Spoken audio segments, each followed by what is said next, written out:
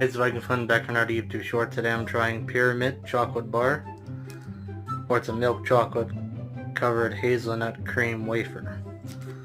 This chocolate bar is it's made in Quebec. Normally found in one of the dollar stores in Canada.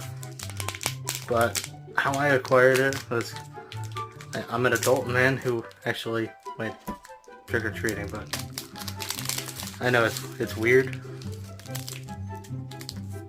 I know my nephew had to go trick-or-treating as well.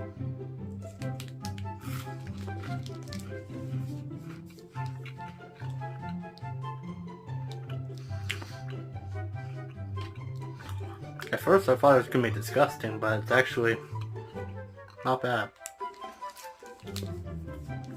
I'd give it a 7.5.